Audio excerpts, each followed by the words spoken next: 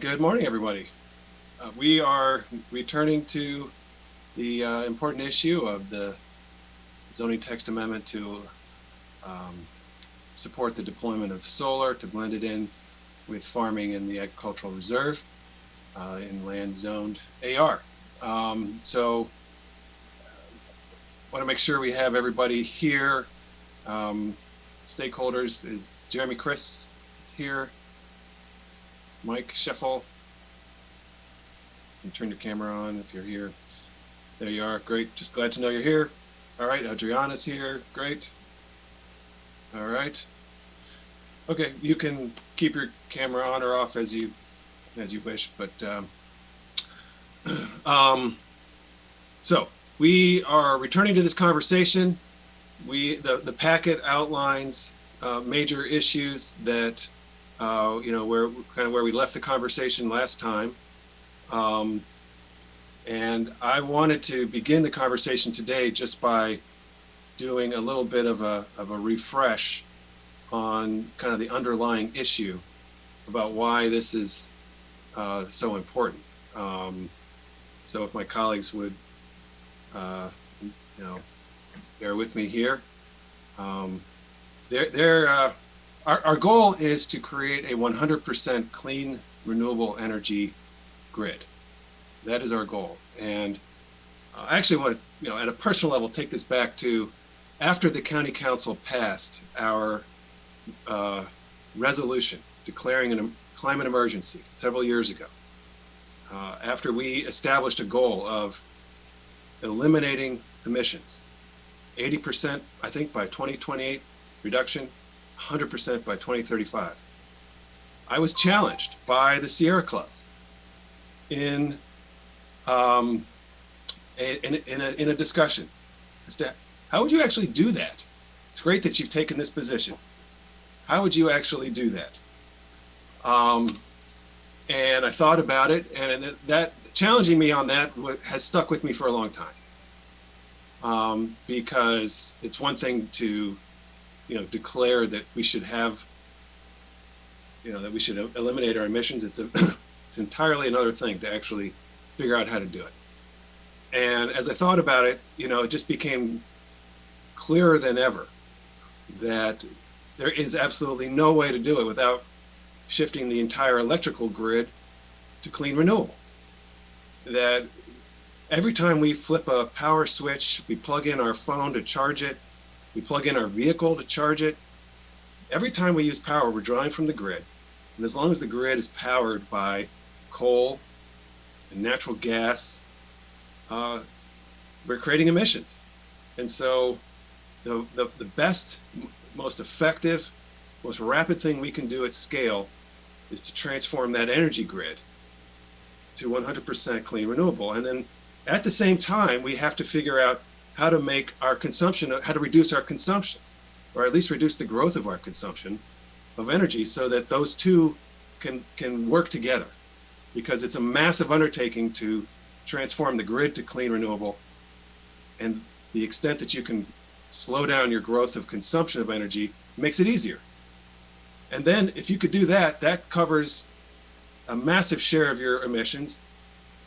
Most of the rest is pollution from our cars. It's from burning gas in our cars or diesel.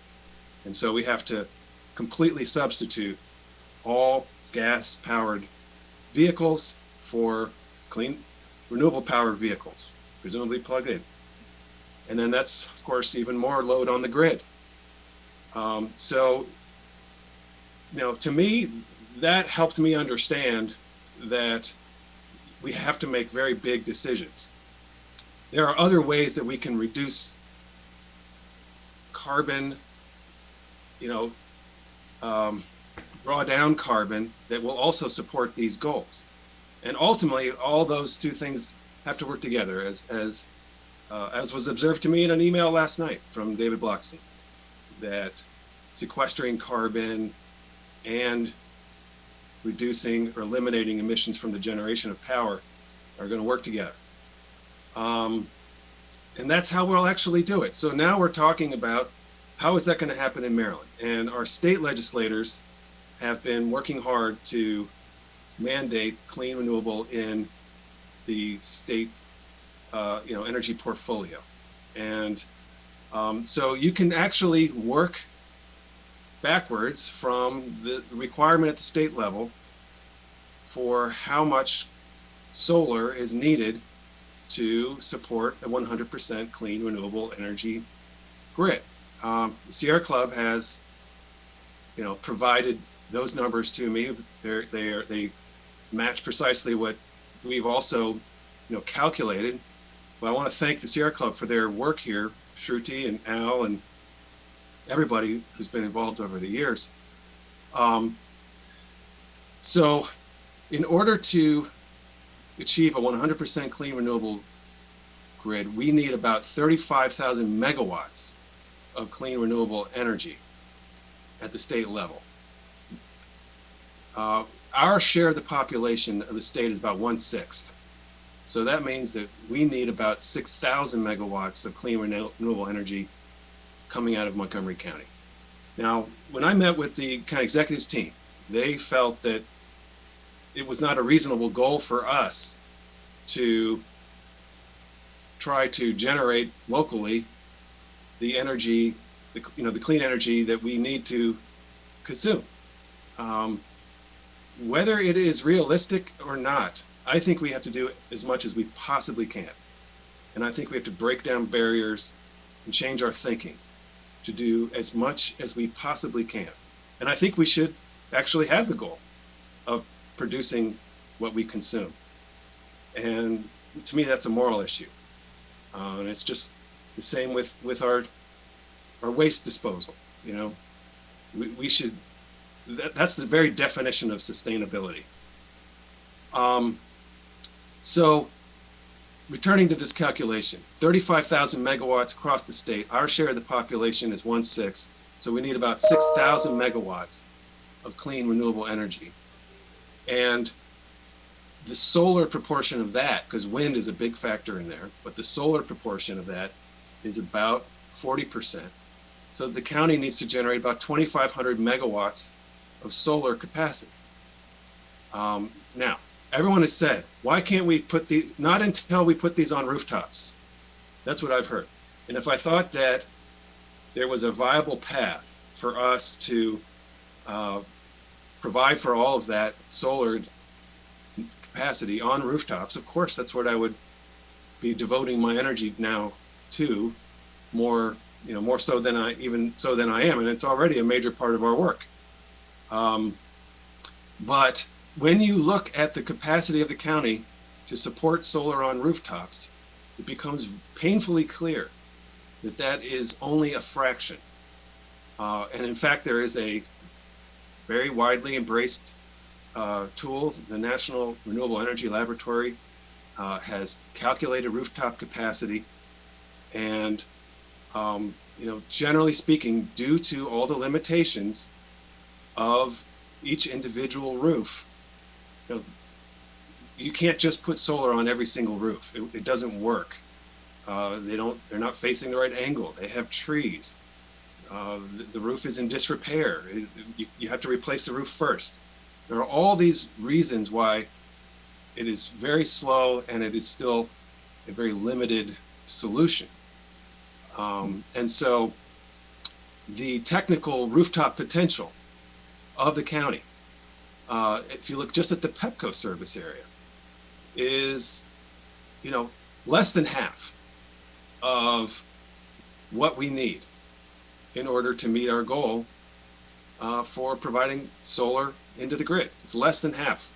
So we still have a massive gap of over 1,000, about 1,200, 1,300 megawatts that we have no real strategy for. And the rooftop strategy is a decades-long strategy, unfortunately. I know the county executive at one point was proposing that we mandate solar on new roofs. He actually abandoned that proposal. But no one that I've heard has said that we should require homeowners now to install rooftop solar. No one has said that. And there's a lot of reasons why no one has said that. So we're relying upon the individual choices of, homeowners to provide that rooftop solar. That's why it takes generations. We've been doing it for 30 years, and we have a very limited deployment. And it's becoming less cost effective, and we're actually seeing a reduction of the deployment of rooftop solar, unfortunately, rather than an acceleration. So we still have a yawning gap of acreage for solar generation, and that points to the need, the urgency, the necessity to do ground-mounted solar. And unless we want to give up on our goal of, providing a clean energy grid of sustainability at its core, then we have to take new and very different approaches to deploying solar. So what this ZTA has proposed, unfortunately, is really only a fraction of what is actually needed.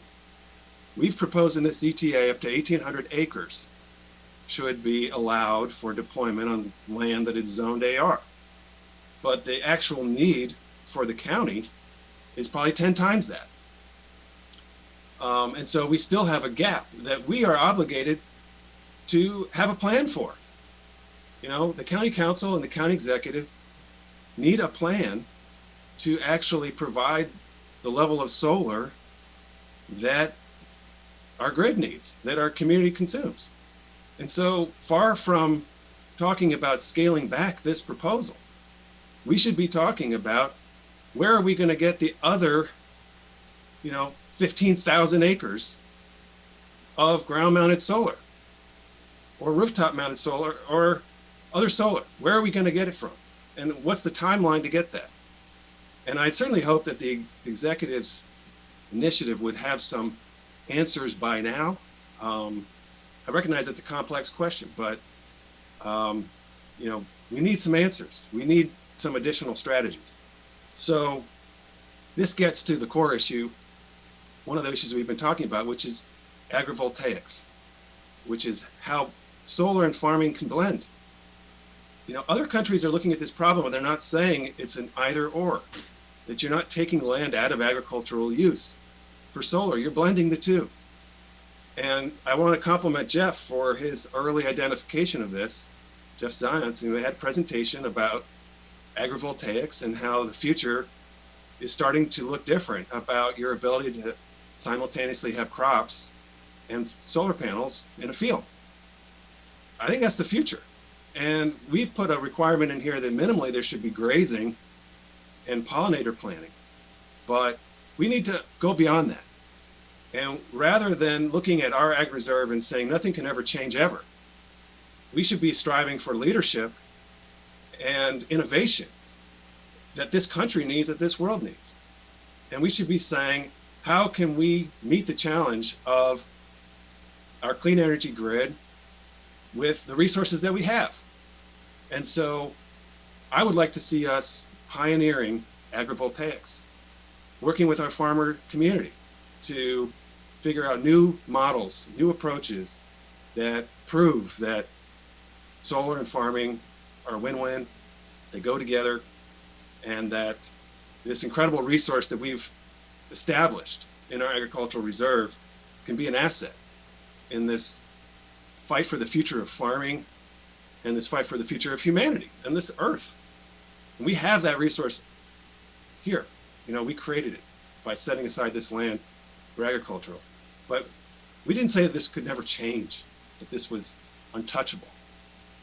We live in a democracy, and our needs change and times change. And I think we need to figure out how to make this a win-win. So as a follow-up to this, I would like to work with my colleagues to create a grant program for agrivoltaics so that any farmer who wants to take advantage of the opportunity that we might create here to install solar in their fields could also have support, taking a risk on agricultural practices that could integrate crops with the fields, as other countries are doing. I got a call from Lord Charkodian, who is one of the most respected state legislators on energy issues. She explained to me that other countries, they're taking this by the horns and they're figuring out how to get it done. So we should be doing the same thing. So as a follow-up, I would like to work with my colleagues. Again, I think this is an emergency, situation. I think we should do it as an appropriation, create a grant program, and say anybody who converts, there's going to be support here, whether it's technical support or just small financial support, to figure out the future of agrivoltaics and ensure that this is a success. I